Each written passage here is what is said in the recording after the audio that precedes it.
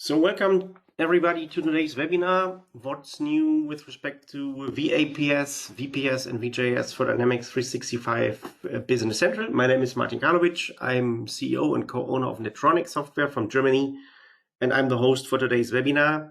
So as you might hear, if you know me well, I have a bit of a flu or of a cold, and my voice is not my, let's say, the strongest bit of my, let's say, my body and my personality right now. I hope still that I will get through this webinar and that the voice doesn't collapse totally.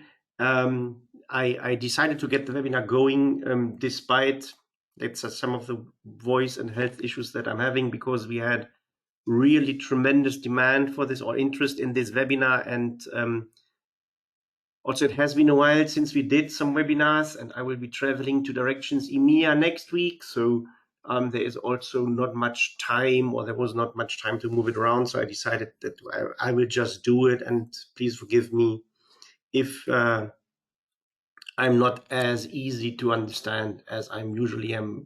But I wanted to get this going because actually I'm pretty excited about some of the things that are new with our products, and I wanted to share it with you today and not postpone it to the potential time that my voice will have recovered. So anyway, with this, let's get this going and putting this into perspective. This is always something that I prefer to do at the beginning of our webinars to set the scene and also to make sure that you decided for the right webinar and that the expectations that you have and that I have on you, that they are clear.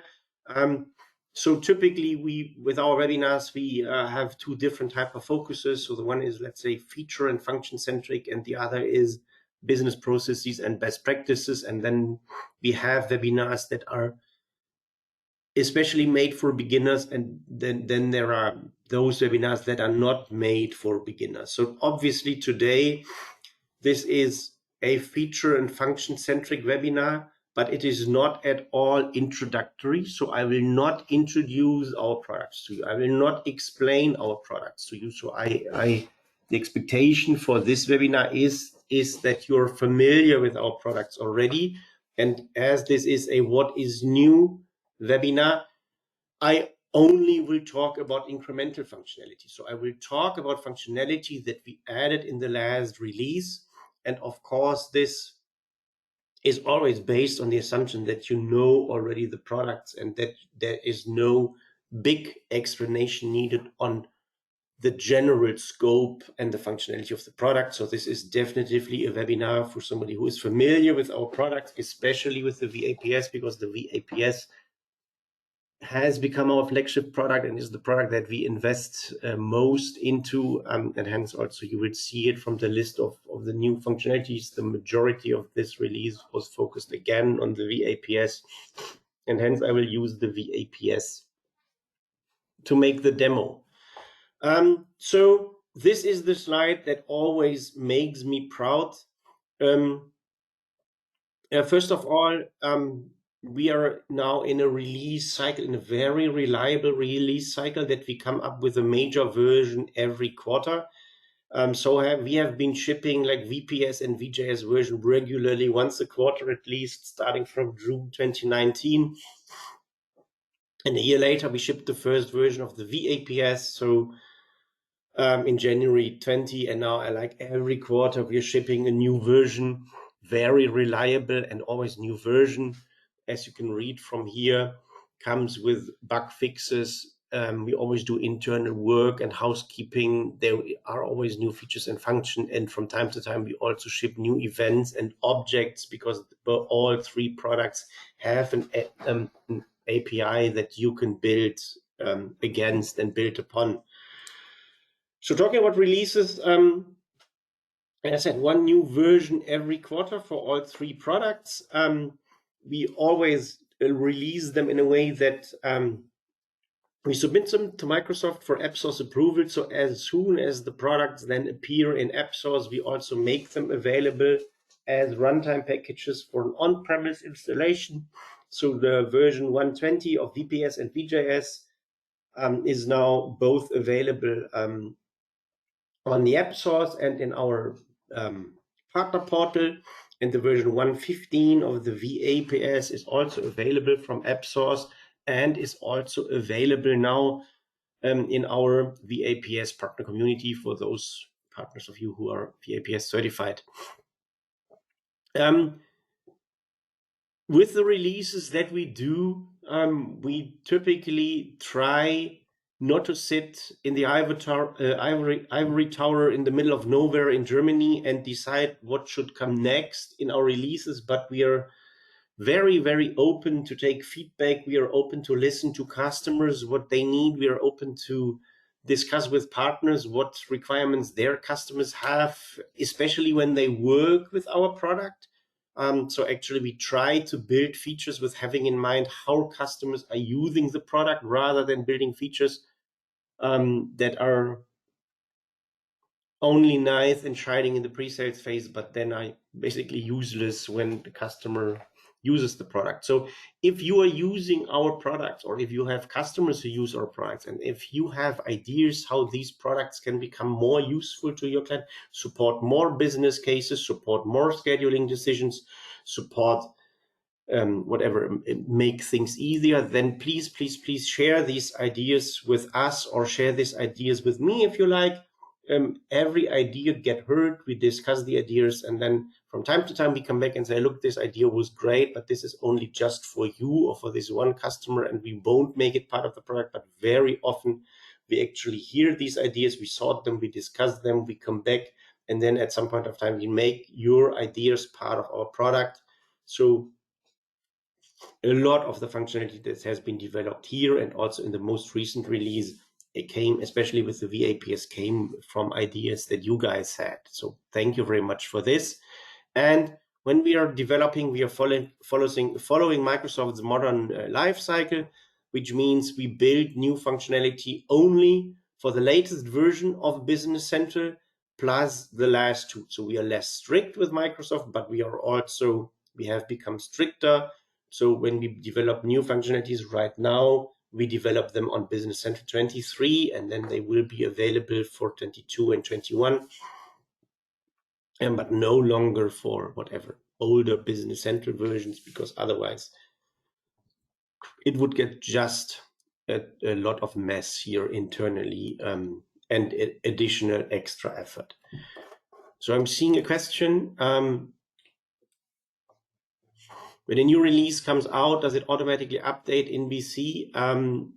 If you're on-premise, you need to update it. If you're in cloud, it should get automatically update with the next update that your partner runs with you of the entire environment. So, by the way, this was the first question. This is something I did not say in the beginning. You're absolutely free to ask any kind of question at any time. When I'm on PowerPoint slides, I get a little notification here that there was a question, and then I try to answer as soon as I can. If I'm doing demos, I most likely do not see and do not get this notification. Then I kindly ask you to be patient until the end of the demo, and then I will answer the question. And of course, you can ask your questions via the GoToMeeting chat pane or GoToWebinar chat pane. You're all on mute, and this is for organizational reasons.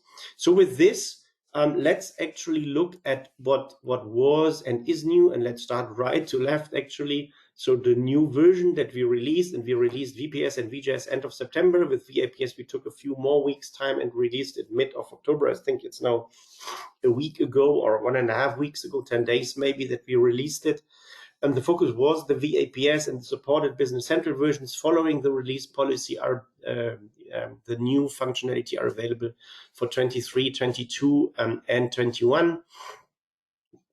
I know that we have some customers who are on business, some on-premise customers who are on Business Central 20 and Business Central 19. If you are on this version or on those versions, and if you think you can benefit from the new functionality, then please talk to your to your business development person, to your consultant here at NETRONIC, and then we can see if and how we could make available those functions. But in general, on the partner portal, we only provide the runtime packages for 23, 22, and 21. I know that we can make some exceptions with the current version for version 20 and 19. So as said, please talk to your NETRONIC counterpart if you're an on-premises customer and need this. But if you're an on-premises prospect and want to test this, then and you're an older version, then please update first. So this is kind of, we have some extra capabilities and extra service capabilities for existing customers, but as said, we try to stick to the latest version because this makes things a lot easier for everybody involved.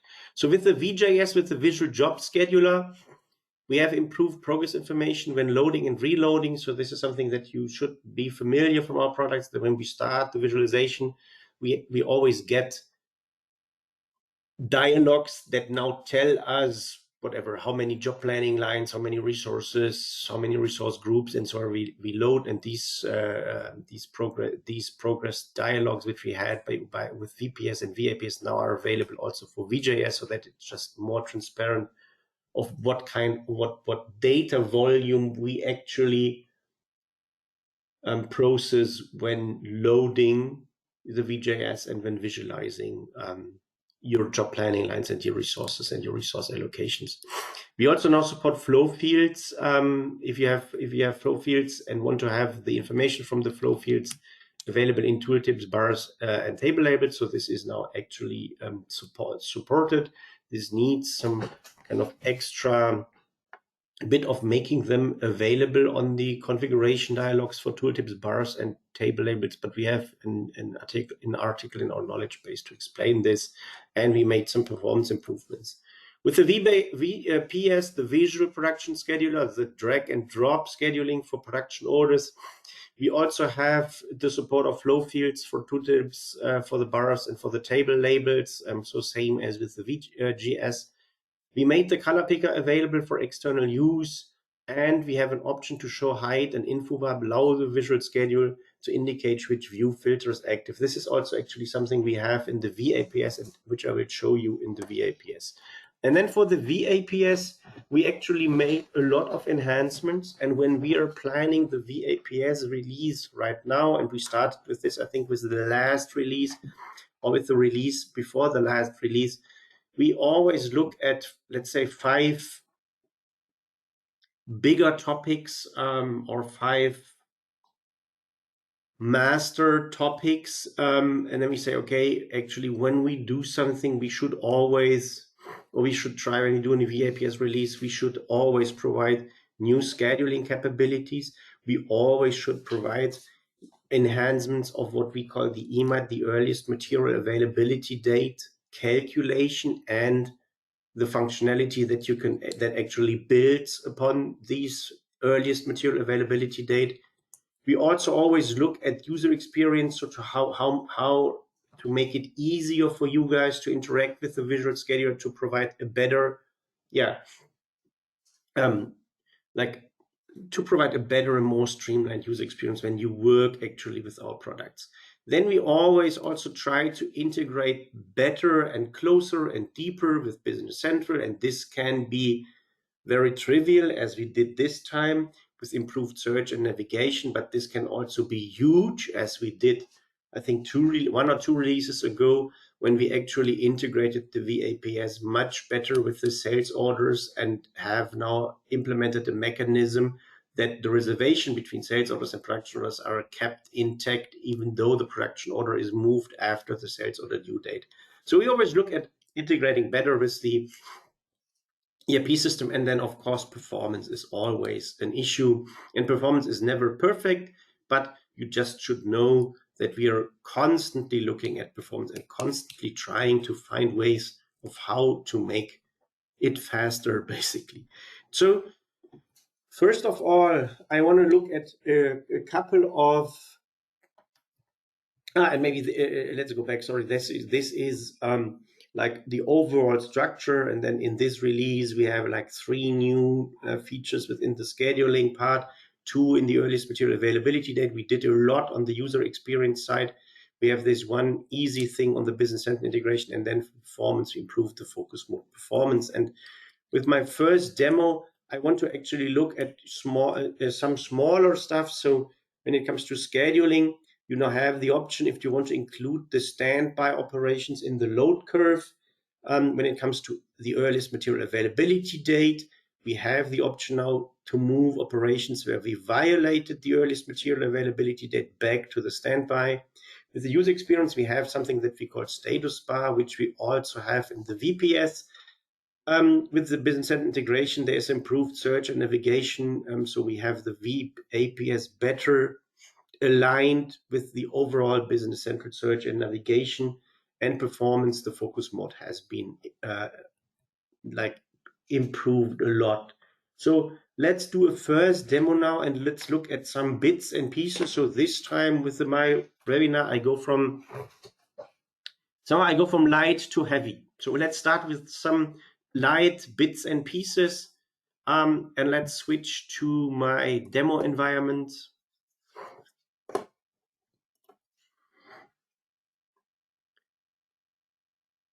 And so now I'm here in a standard business central environment. I have my simulations area. So when I'm working with the VAPS, I typically create a simulation, which means I copy my production orders that I want to schedule on in a separate table so that I then can view them and schedule them. And then once I'm done with the scheduling, I publish them and write it back into the business central tables.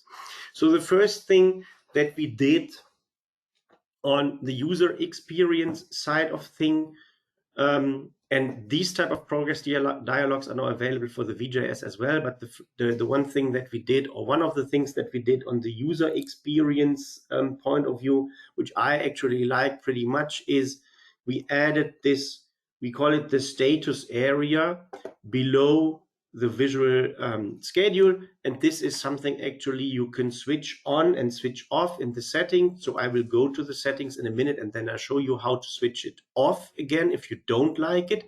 By default, we set it to switch on. And what this status bar does actually is two things. So first of all, it mirrors the color from the time scale. So if the simulation gets outdated because somebody adds a production order for this period, then you all know that the timescale gets gray, and then this gets gray again. If the simulation gets invalid, then this gets red. This will get red again. So you now have like coloring information. If this is a valid simulation, an outdated simulation, or an invalid simulation, you have it both on the top and at the bottom. And then it gives you 4 interesting information. So first of all, it shows you when you last did your shop floor update. So when did we last load shop floor data into the system? It also shows us when we last calculated the earliest material availability date. And of course, the idea is to have both dates as close to now as we can. And then it shows us what is the currently active view filter. So we see now there is no view filter active, but the thing that I can do is I actually can click here and okay, I have no view filters defined here, but if I would have view filters defined, maybe we just make one. Very easy. Let me add one new filter, just maybe production only. So I have here a production department and assembly department. So this is production only. And edit view filter, then I would filter by works into group, and I just said production. And anyway, so now I apply this view filter, and I see production only, and I see active view filter production only, and then I can go here again and say show all. So this is actually also interactive. So it is a quick link to this action, view filter, choose view filter. So I don't need to do this anymore. I can click here, and the same, and I love this, I really love this, is with the color mode. So you know that with the VAPS, we actually did a lot. We really did a lot in terms of coloring. So this is now a coloring by production order specific color. But if and when I, for example, would like to know if I have some material availability issues, then I could go to action view, view color mode, availability view, and then this changes and it shows me where I have conflicts. And now you see this is the availability view. If I want to check, for example, if I have timing issues, then I have the progress view. And what I can also do is I do not no longer need to go that way, but I can also say availability. I click here and then I can select the color scheme that I want to see. And so I just more easily and seamlessly can switch between different color schemes. And I always from here see in which color view I'm currently in. So I think this is actually, it's an easy thing, but it is very, very useful to a lot of you guys. So then let me actually go back to the production order view so that we have production order, or let me go to the item view so that we have item specific colors. And then what we used to have in the product from the very beginning is what is called the focus view.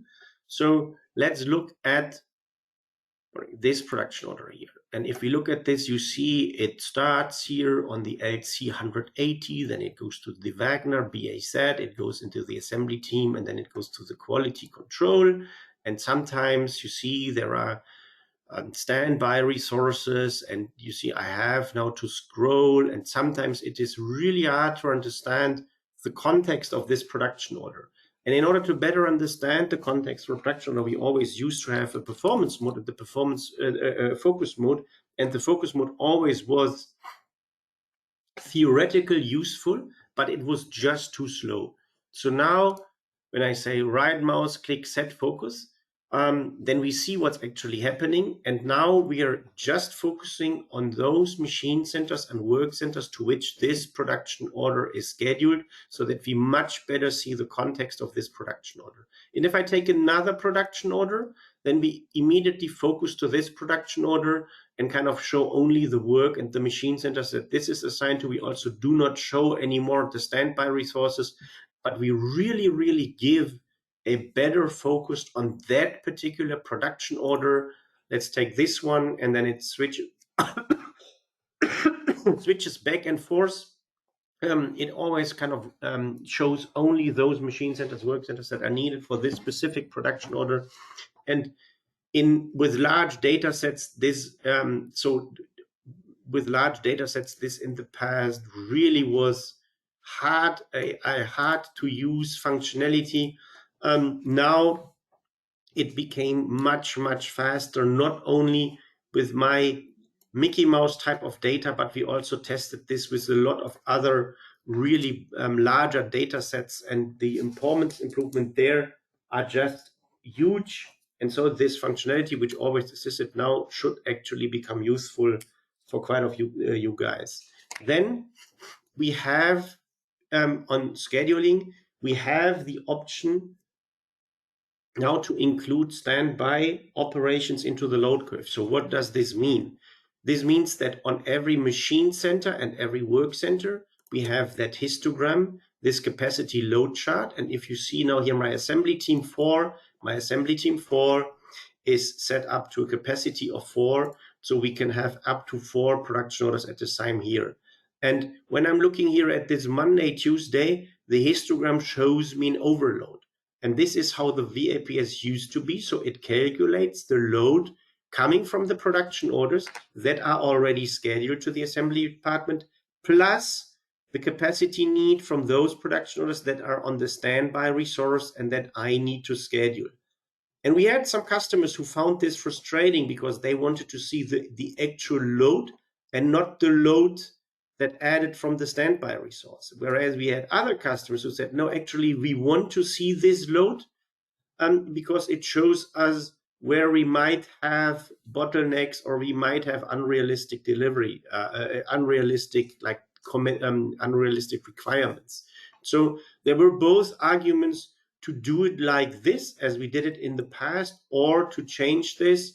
And so in the VAPS setup, under general, we now have the option to include operations from standby into the load curve by default. And this is against the current behavior. We have it switched off, but you can switch it on again, and then it is like it was before. So this is something that you can switch off here. And by the way, under appearance, you can also say if you want to hide the status bar. So if you don't like the status bar, then you can hide it. By default, it is unhidden so that you see this, because the status bar is actually quite useful. This was the blue thing here from which I could change the colors quickly. So now that I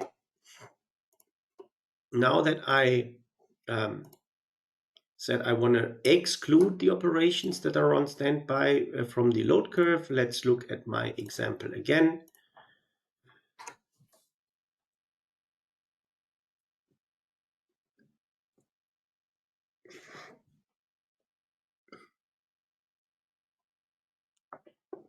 Now let's go back to the assembly department, and you see now there is no overload, because now those production orders here that are on standby are not accounted for as capacity load, but we only calculate the capacity load based on those production orders that are scheduled.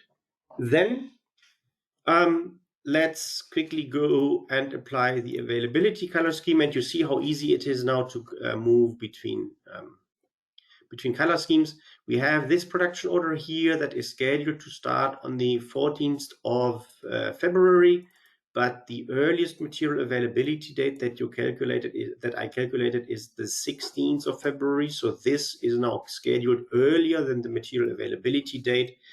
And we have now the capability to say schedule, move to standby, move operations with a missed EMAT, so with a missed earliest material availability to standby. So if we do this, then all production orders where we have a violation of the earliest material availability date are moved to standby again. And then the last thing of the bits and pieces is the improved search and navigation. And with this, we mean that currently, if we would install the VAPS and have, as I have, the manufacturing manager or the business manager, or how is it called, the manufacturing manager and the business manager role center, then you have the VAPS here on the top. But if not, then you always had to search for production simulations to find the VAPS. And we made this a little bit easier now. I think you can know also move search here for Visual Advanced Production Scheduler, and then you see some more information. And if we go here, then we have like a VAPS section here, and even if you don't have the manufacturing manager, then you have all VAPS options here. So if you say explore more roles, then we have the VAPS here somewhere, and we can see, we can easier go and access the VAPS. So I could go from here and then have it from here, and I would bookmark it, and then the VAPS would be accessible for me quite easily. So this was the first bit of demo. Now my PC is like it is. So the first bit of demo where I walked you through these 5 minor things. So let's look at a couple of major things. I see a question here. Can we get a security role that allows view only? This is a great question, Greg. Right now, we don't have this. So right now, the VAPS always is, or always enables people to not only see the data, but change them. However, you're not the first customer asking for this. And we have been getting this feedback quite often. So hence, on the development plan for the current quarter actually is to also build a production schedule viewer, so a version that is viewing only, that you then could also put up with a customized screen on the shop floor so that people see which production orders are scheduled next. So this is something we will work on, or we started to work on actually this quarter, and should be available hopefully before Christmas. So this is something we are working on. So now, after a couple of minor things, let's look at one major thing, and this is under scheduling, enhanced scheduling logic for linked production orders. And what does this mean? And in order to explain what this means, I have a couple of more PowerPoint slides actually. So let's, another question. No, just Greg likes that we're building this. Yeah, Greg, I like this as well. So thanks for asking. And enhanced scheduling logic for linked production orders. Let's look at an example case. We have 3 items. The item 1, replenishment system, production order, manufacturing policy, make to order, reordering policy order. And then on the BOM, we have item 2. Item 2 set up as production order, make to stock, reordering policy order, and on the BOM is item 3. And then we have item 3 also again as a production order, manufacturing policy, make to stock, reordering policy order. So now, how if we have a demand for item 1 and let the planning worksheet run MPS and MRP, then Business Central would create something like this. It would create the production order 1 actually for item 3, which is the lowest level item. Then it would create a production order 2 with item 2 that would consume that item 3, and then it would create a production order 3 for item 1, so for the top level item. And all these production orders, it would be separate production orders as the numbering 1 to 3 indicate. All those production orders would be linked to each other via reservation entries, so table 337, and the type of the reservation is reservation.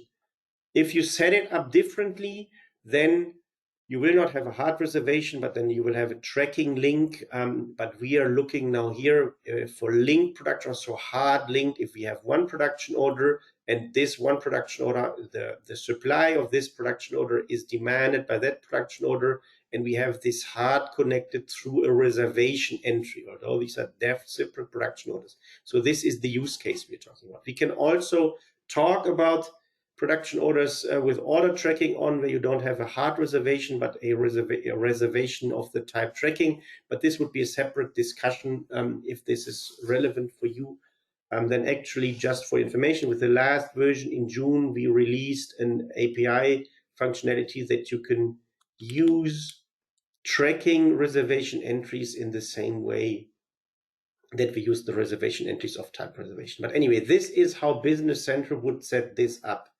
And let's say what happened in the VAPS so far. So let's look at starting point. We have a demand for item 1. Then we run the planning worksheet with MRP, MPS, as I said. Then we have the 3 new production orders.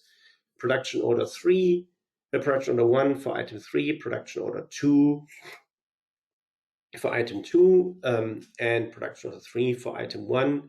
And we had all the reservations. In VAPS, all these 3 production orders would show up on standby resource.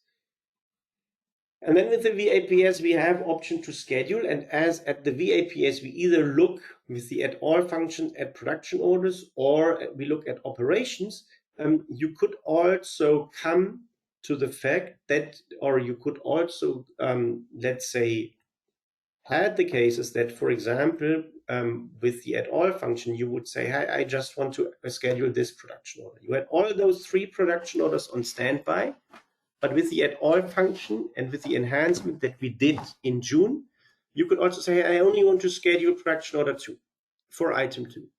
And then so far, how the VAPS worked was that the VAPS always only looked downstream. So this is explained on the next slide. It looked downstream. That means if we say schedule the production order number 2, it would schedule this production order 2 for item 2. It would recognize, hey, downstream, there's another production order that is linked to it. It would schedule the production order 3 for item 1, but it would not look upstream. So it would not schedule the production order 1 for item 3. So, and if they all are on standby, then if you say just schedule production order 2, it would schedule this, it would schedule the dependent successor, but it would not look at the predecessor. So this is basically described on this slide. And we had customers who struggled with this and who wanted to have this way of how we deal with linked production orders a little bit more sophisticated. So under VAPS setting, we have now something that is powerful in what it does and where we could have been done better in terms of naming it. So I really wanted to explain this, and I also want to share the slides with you so that you see it afterwards. So first of all, let me quickly switch the environment and I don't forget it later. So first of all, under VAPS setup, under the scheduling parameters now, we have these two new boxes. And by default, they are switched off. And now back to the PowerPoint slides. By default, they are switched off. And this is the VAPS behavior as it was so far the default behavior, that when we scheduled a production order, we always looked downstream, so at the linked successors, but we never looked upstream at the predecessors. And now with these two boxes, you can make actually deviations from the default as we had it until now, which gives you the options to not check them at all, right? Then you keep the behavior as it was. The upstream production orders preceding, they will not get scheduled.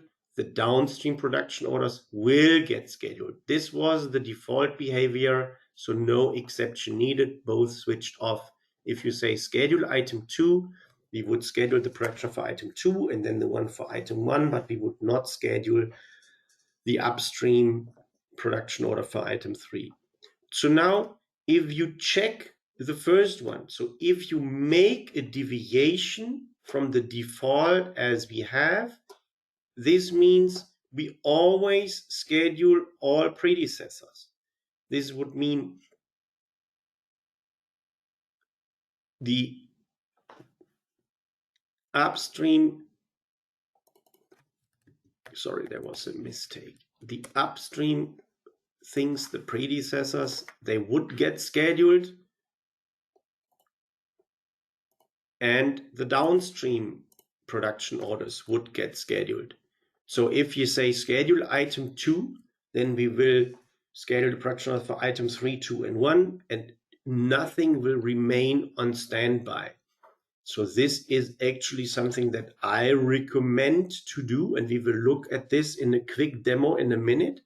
Then you can also say, okay, I actually do not want to schedule the predecessors, but I also want to deviate from the default that the successors get planned. And then you can make this one, switch this one on and have this one off. So this means upstream production orders, the predecessors do not get scheduled. The downstream production orders, they also do not get scheduled. So then when you say schedule item 2, then we will schedule production orders for item 2, but we will not schedule production orders for item 1 and 3. And then last but not least, you can make a full deviation from what was the current normal behavior, and this would mean you will only schedule the upstream production orders, but not the downstream production orders. Also something that I regard as questionable, but now we have all those options, and again, we will share the slides also after the webinar so that you have this. We will also write an article for the knowledge base. Once my colleague who maintains the knowledge base is back from current vacation, but then we have this also there, and this is something that sounds quite complicated but can help you a lot. I think this is a recommended setting here, so that this means independent on which production you say, hey, I want to schedule it, that we always schedule both the predecessors and the successors. So also on the new dialog that we introduced a couple of months ago for add all, we now also have the option that you can make a spontaneously change to your default setting. So these settings is always what you set up in your settings, but then you also can make a spontaneously deviation to see what's the difference. And with this, let's look actually how this works out. So now I'm on the setting back to my default setting, how the VAP has worked so far. So now let me get back to the simulations. Let me create a new one. just to make sure, and I have a very easy example here. Only 3 production orders, so exactly the case from the PowerPoint slide.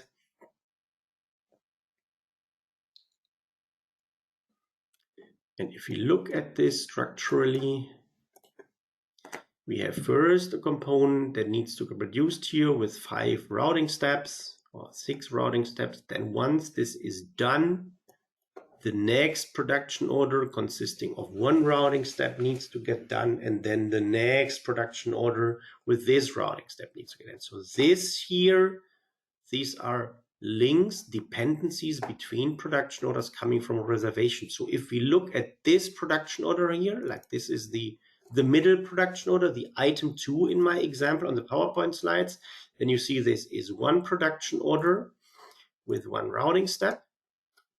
And this production order, what I produce here, the supply that I produce,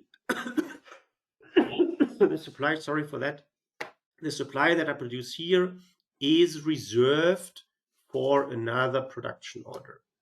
And my components that I have here, they are then coming from another production order. So this is exactly the case. And now this is item, let me just look, this is like source number 41. So this is item 41. And now with the current behavior on, if I say action, schedule, add all, including alternatives or whatever from selected production orders, then I can say, okay, I only want to add my production order. So this is the level 2 for item 41. And this is the default behavior. And then I will see that, okay, the item 2 got scheduled, so it moved from standby to the resource, and the downstream process got scheduled, but the upstream processes are still on standby. So this is the current behavior. This is the default behavior. So now let me undo this. And I don't want to fiddle around with the settings here, but I just go here, action, add all, from selected production order. Now I select the 41 again, but now I said I want to actually have a deviation from the default. So now I want to take the predecessors, the upstream processes into account as well. And I'm again saying only I want to schedule the second level production order. But if I make the deviation from the default and say, oh, but even if this is like a second level production order, then please look upstream and also schedule all the predecessors. Then if I do this, then you see everything now got scheduled. My first production order got scheduled here on that machine as earliest as can, and then the predecessors are scheduled. The following production order is scheduled, and the last production order is scheduled. So now I made a deviation, and now with these options, with these 4 options here from the PowerPoint slides, I really have much, with these 4 options here, I have much better handle, much better control how I want to deal with these linked production orders. Do I want to schedule them all? So whenever I schedule them, or do I want to have the predecessors remain on standby? Do I want to have the successors remain on standby? We have seen so many different use cases from our customers that we said, okay, we had something in mind when we built the default behavior that we always look downstream but never upstream. But with working with you guys, with observing different use cases, we also said, hey, we don't want to be dogmatic on this, but we need to be flexible. And now you have full flexibility how you deal with linked production orders when you schedule them all. And I said, one very typical setting actually would be this, that you say, I want to remove the default that the predecessors not get scheduled. And then when I schedule, I make sure that all linked production orders get scheduled. So definitively this second option here is what we would recommend out of the box to a lot of customers. And then depending on what your specific use case is, all the other options might also make sense. But in general, I would say this is the likelihood is high that you will end up with this setting. And with this, I did the demo already. So then let's look at the last functionality that we implemented, and this also falls into the scheduling area, and this is what we call the basic production line scheduling. So what does this mean? What does production line scheduling mean, and why is what we implemented basic? So first of all, we explicitly called this in our feature document, and I explicitly call it now in the webinar, and we will call it in the blog.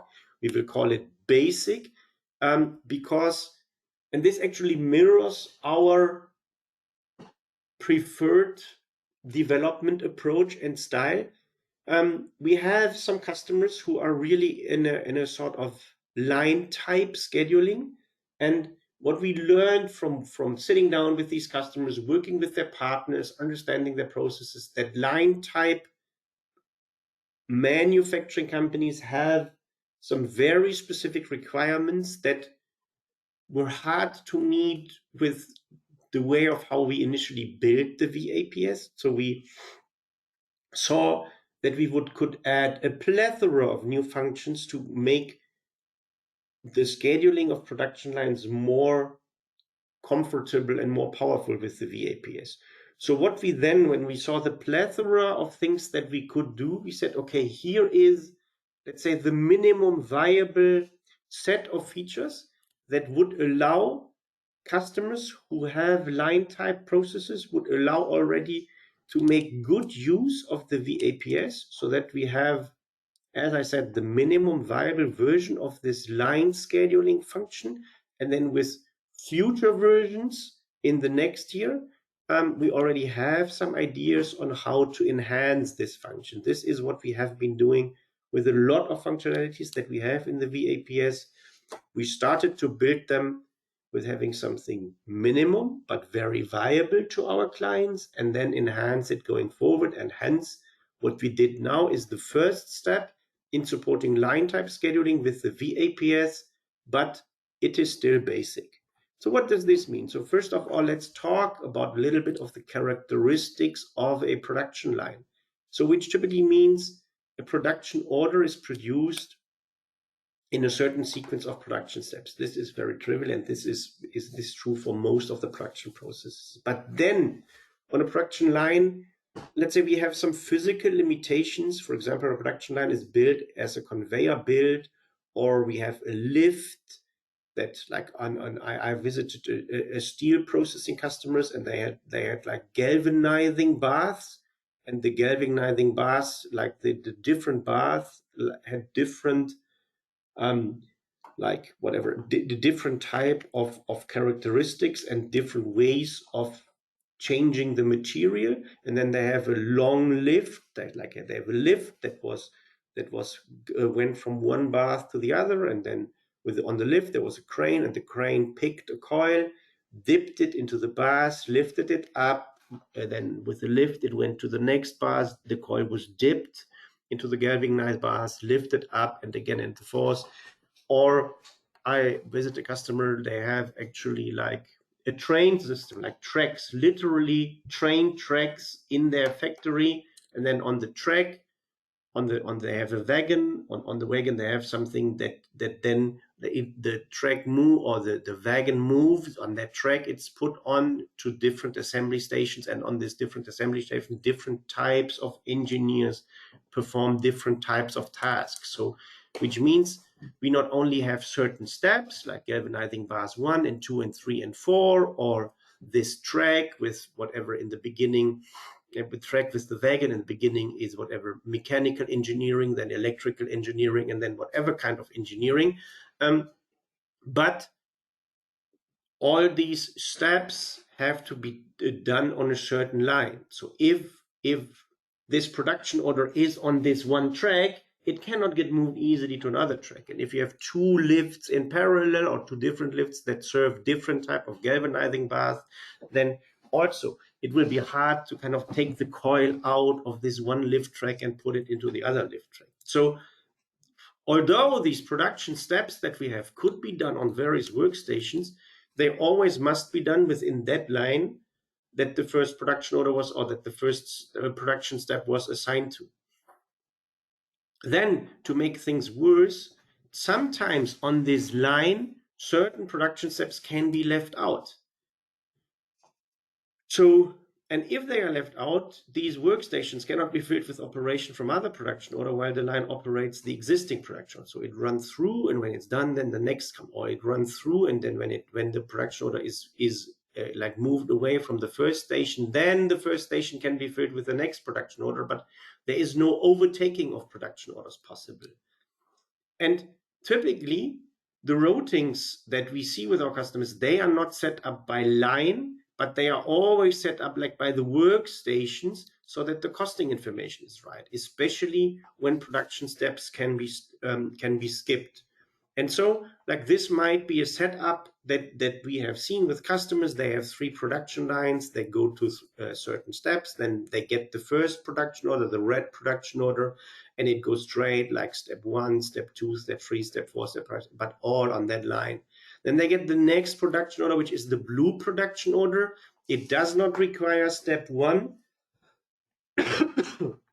but it requires step 2, 3, and 4, and then step 6 on that line. And then from here, it either goes to a non-production line workstation or it goes to inventory. And then we have the next production order. And although line 2 has step 1 free, it would not make sense if this third production order requires step 1. It would not make sense to put it here because this line is entirely free.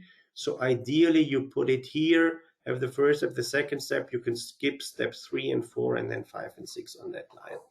And these were typically the requirements that we had and what we implemented and what not. So first of all, in terms of setting something like this up in Business Center, we recommend, or if you want to work with the VAPS in this line type of scheduling setting, then we recommend that you set up your line as a work center. So in this case, line 1 would be a work center. And then within this work center, you set up your different steps as a machine center, or the workstation as I called it before. So each process step is a machine center. And then on the work center card, we actually have the capability to set up a product, or to tell a work center, hey, in the VAPS, this work center should be treated as a production line. So let me show this to you. Switching the database would not be that bad idea. So now I have my work centers, and this is like the work center 10 is line 1. This is production line 1, and under scheduling, I said the VAPS should treat this work center as a production line. And then under this work center 10, just if we look at my machine centers, I have step 1, 2, 3, 4. So like step 1 is part of this work center 10, which is line 1. So this is first of all how we recommend that you set this up. First of all, set up your lines, your production lines as work center. Then set up your each process step as a machine center. And then you can tell Business Center, okay, this work center should be regarded as a production line within the VAPS. Okay, somebody says that he cannot hear me anymore. Can you please confirm that you can hear me? That this is just an individual issue and not an overall issue? So like, I see. Okay, yeah, thank you. I got a lot of, I can hear you. So then this was an individual issue. Perfectly fine. Thank you. So this is how we recommend to set this up.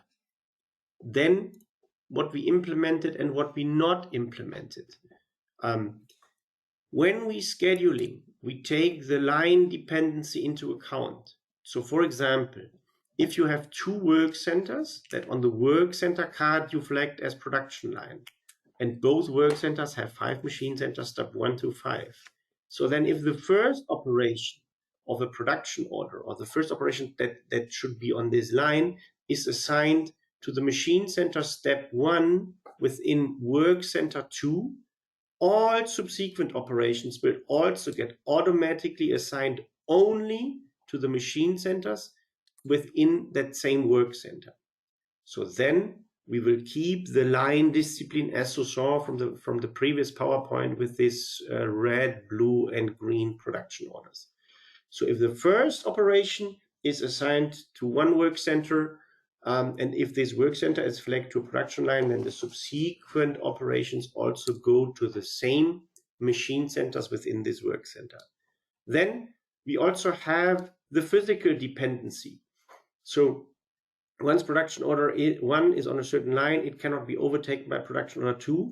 This is something we do not take into account automatically, but we visualize if this is broken. However, we did a lot of tests, and the more we do automatic scheduling that takes into account the line dependency, the less likelihood that this physical dependency is actually broken. So this line dependency that I have here is taken into account as a hard restriction when you say apply alternative routing if the production order is in standby, or if you say at all including alternatives.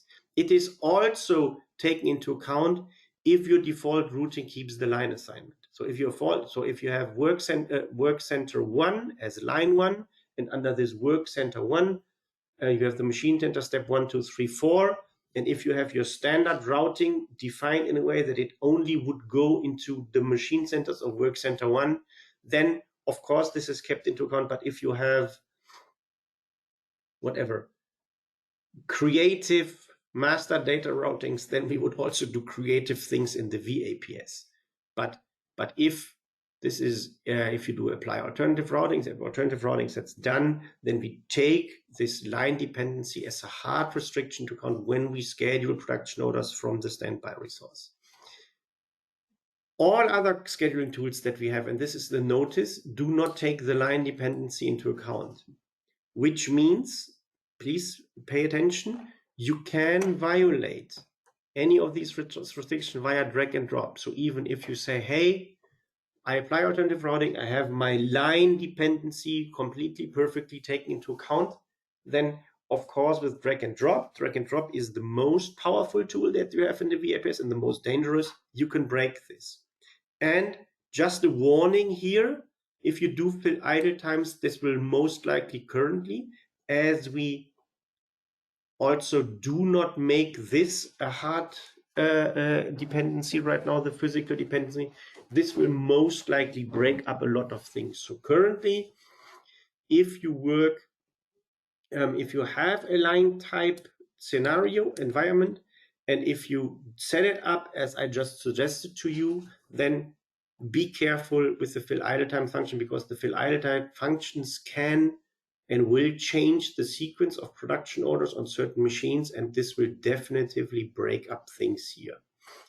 So I know that there are some limitations. So the limitation is that, for example, this is not taken into account when we say scheduled successors, or the fill idle times can break this up. So we can have situations that either the line dependency or the physical dependency, as I call this, is broken.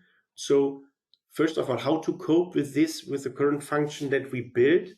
First of all, we have 2 new color schemes. This is the production line assignment.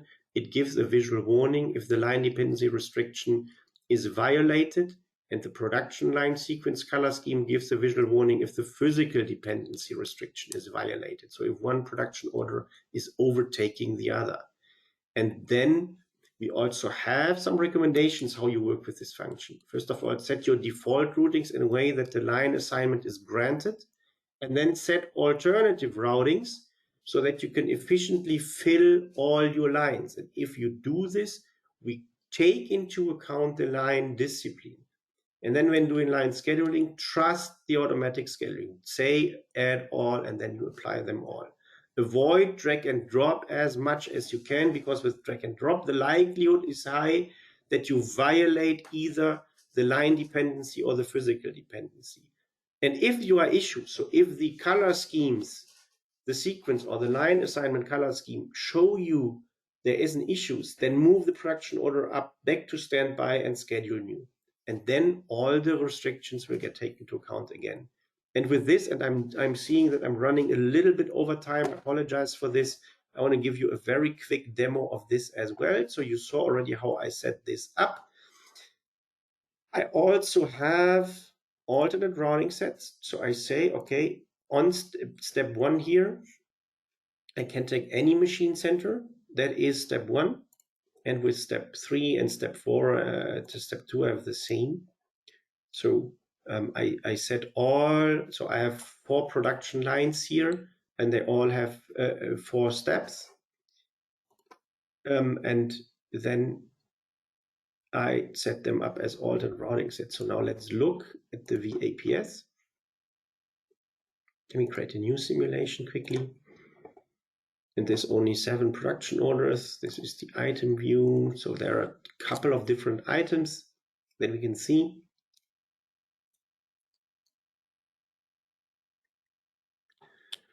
So now you see I have actually here my 4 production lines, 1, 2, 3, 4. They have 4 steps. And I made with the alternate routing sets, I said, okay, I can in general produce every production order that is here on standby now, and it's all on standby on line 1, because this is where my default routing. So my default routing, let me look at the purple production order here. Line routing. So my default routing goes to step 1, 2, 3, 4 on line 1. So this is the machine center 10, 20, 30, 40. So this is all in line 1.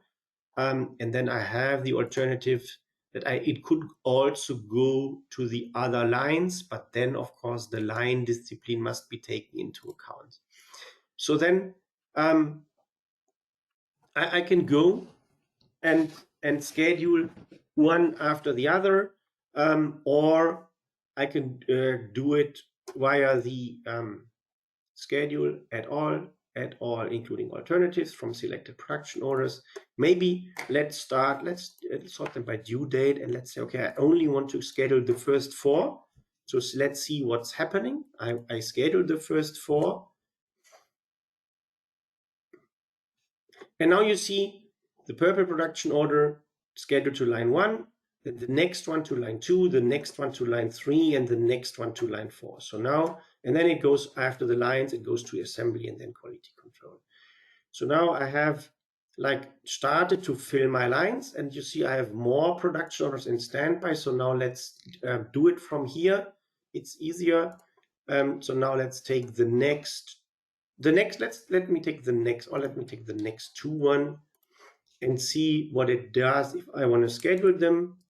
And now you see actually it put them to line 3 and 4, because line 1 is like longer busy and line 2 is longer busy than line 3 and 4 with these short production orders, because this is as soon as possible scheduling. And now you see the purple one was added next to the orange one, and the orange one here next to the purple one. And you see there are some gaps in between, but this is because there is a predecessor successor constraint. And then once done here, it goes to the assembly. And so now the last one, and I'm doing it with the alternatives, because then this, as my recommendation, it fills the lines quite equally. And now I got the last one, the blue one got put here. And now I see on line 3, actually, I always have the orange one as first, then the purple, and then the blue. So I both have the line restriction done, and also the physical restriction. And then if I say, okay, actually show me issues. So is there an issue with the production line assignment? Is there an operation assigned to the wrong line? There is not. But with drag and drop, I can break everything. So if I would move this up here, I would break the production line assignment, right? Because now I start on line 4, I jump to line 3, and then it goes to line 4 again. So this and this both break the line assignment, because if I'm strict with the lines, then if this is on line 3, then this should also get on line 3. So this is what the production line assignment color scheme shows me. It shows me if the line rule, the line sequence rule, if this got broken. Let me undo this. And then I have like the sequence color scheme. Let me get back to the item view first, so that we have on line 3 the 3 different colors. And then also what cannot be or should not be is that one production order overtakes the other. So something like this here. You could rightfully say, okay, actually after here it takes so long for the orange to finish, so maybe I want to move this a little bit out, and then maybe I could start this a little bit earlier. So you could think about something like this. But now the blue production order here would overtake the purple one, which is, it's violating the sequence. So then I can say production line sequence, and now you see the production line sequence is violated for those 4 operations.